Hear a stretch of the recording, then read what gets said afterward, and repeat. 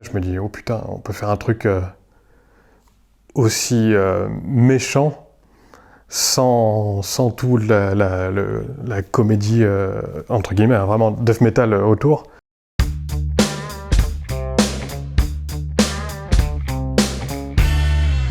Eh ben, salut, moi je m'appelle Kevin, je suis batteur, et l'album que j'ai choisi, c'est Visqueen par Unsane.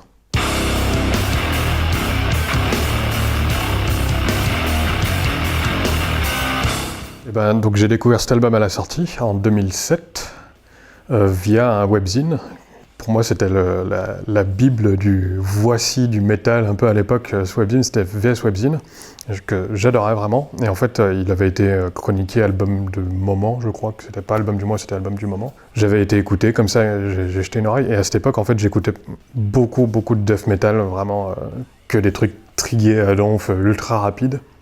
Et puis j'ai écouté ça, et je me dis, oh putain, on peut faire un truc aussi méchant, sans tout la comédie, entre guillemets, hein, vraiment death metal autour. Vraiment trois mecs qui jouent ultra honnêtement avec leurs instruments simples, du très gros rock.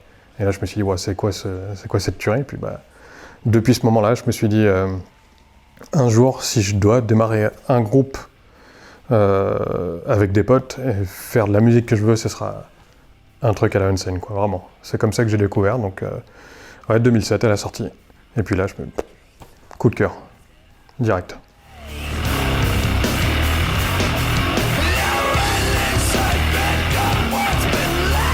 Alors je les ai vus en concert pour la tournée, je pense que c'était pour la tournée de cet album. C'était au Hellfest. Et en fait, à cette occasion, il y avait Vinny Signorelli, le batteur, le vrai batteur du groupe, était pas là. Et en fait, c'était le batteur, j'ai paumé son nom, mais qui joue dans les Melvins, qui l'a remplacé. Et en fait, j'avoue, j'ai été super déçu. C'était pas aussi bien que ce que j'espérais. Le batteur jouait vraiment beaucoup plus compliqué. Il n'y avait rien de compliqué, mais en fait, il en foutait un peu plus partout que Vinny Signorelli, qui garde tout très simple. Et en fait, ça grouvait pas, quoi, vraiment. Donc, un peu déçu, mais de toute façon, l'album, ça m'a pas dégoûté de l'album non plus, quoi, carrément. Puis je les ai revus après avec Signorelli, et là, c'était la classe. Classe absolue.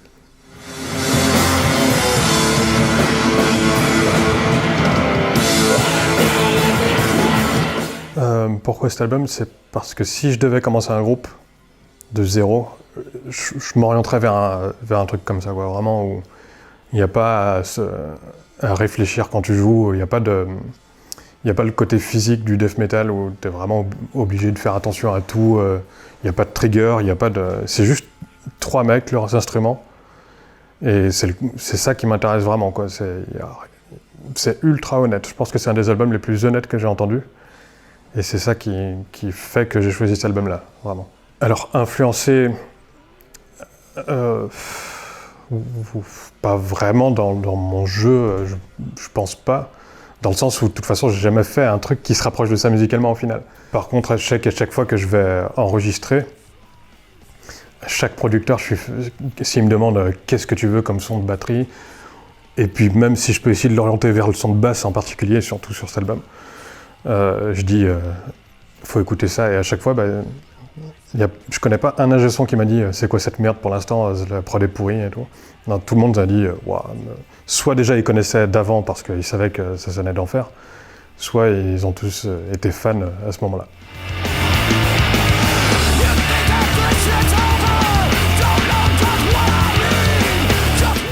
Alors, le premier morceau en fait, Against the Grain, parce que dès que je l'ai entendu, dès les premières notes, quoi, vraiment ça commence tout simple, il y a juste Grad batterie, Grad qui fait des arpèges. Premier coup de caisse claire, la caisse claire, je me dis bon, c'est la caisse claire énorme, voilà. La gratte avec, je suis pas gratteux, mais je vois qu'il fait bender son manche et tout. Enfin, la mélodie est énorme, et puis dès que la basse rentre dans le truc, je fais waouh, ok, on y est. Et puis ouais, non, ce morceau-là ultra beau en fait, alors que c'est un truc, ça reste rock vénère quand même, mais très beau, vraiment très particulier comme morceau. À Lyon, il y a un restaurant en fait qui s'appelle Against the Grain, un restaurant vegan, je crois qu'il n'est pas végé. Parce que la boss du truc, je pense que c'est la boss, Alison, était fan en fait de cet album, elle a nommé, et donc du morceau, le premier morceau, Against the Grain. Et elle a nommé son resto après ça. J'ai jamais mis les pieds, je dois avouer, je suis désolé. Il paraît que c'est bon, mais voilà, s'il y a des vegans qui veulent y aller, n'hésitez pas.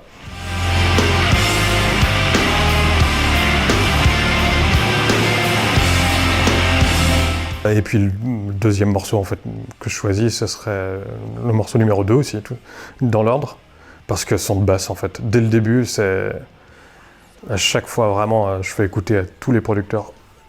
Bah, pour la basse, il faut ça quoi. Je sais qu'avec B-Nighted, mon ancien groupe, on adorait vraiment ça. Et Pierre, le bassiste actuel, il est archi fan de ce son aussi. Donc voilà, et puis le troisième morceau que je choisirais, c'est Line on the Wall, parce que c'est le bassiste qui chante, et sa voix elle est excellente aussi, ça change un petit peu, ça donne une autre couleur à l'album. Et plus lent que les autres, qui sont pas pourtant rapides, mais très rock aussi, très simple, et ça fonctionne.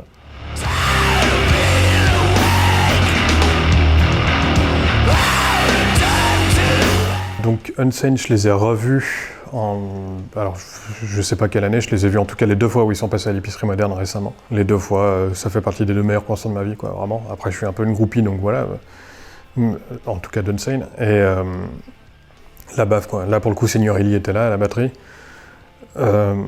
Il a 60 ballets, à peu près, je veux pas être médisant. Ça se voit quand il est en train de marcher, par contre ça se voit pas quand il est derrière la batterie. Il a un charisme, il dégage un truc, quoi, vraiment les 3 là, gros charisme. This Queen, c'est un album particulier pour Unsane parce que c'est peut-être le plus propre. Surtout grâce à la prod en fait de Andrew Schneider, j'ai regardé le mec qui s'appelle. J'ai pas vu d'autres albums qu'il a fait vraiment. En tout cas rien de très très connu, il a fait Cult of Luna aussi. Et puis les albums suivants, beaucoup plus glauques, mais tout aussi vraiment énorme. Après, j'aurais pu dire, j'ai longtemps hésité avec d'autres albums. J'ai pensé beaucoup à The Hope Conspiracy, un groupe qui s'appelle The Hope Conspiracy, et l'album Death Knows Your Name. J'ai même quelques tatous en fait pour le coup de ce groupe-là. Et puis il y a des trucs plus années 70 en fait que j'écoutais quand j'étais petit. Mes parents m'ont fait commencer par là. Des trucs genre Blue Oyster Cult, Tin Lizzy, Frank Marino et Mahogany Rush. J'ai longtemps hésité, ou même Deep Purple. En fait, c'était le premier groupe dont j'ai été fan. Ça a été mon premier concert. Mais non, en fait, ma vision de la musique, elle a vraiment changé à partir du moment en fait, où j'ai entendu cet album-là, This Queen de Unsane. Pour ce qui est de Unsane, bah, malheureusement, ça a été fini. Là, ils ont reformé Unsane, mais le tout premier line-up, juste pour 2 concerts, je crois, à New York. Mais je crois que c'est fini. De toute façon, Chris Spencer, il est dans d'autres trucs. Le guitariste, chanteur, il a d'autres projets. Et puis voilà, mais qui sait, peut-être qu'un jour ils se reformeront, et s'ils se reforment, il faut y aller, quoi. Vraiment, c'est excellent en concert.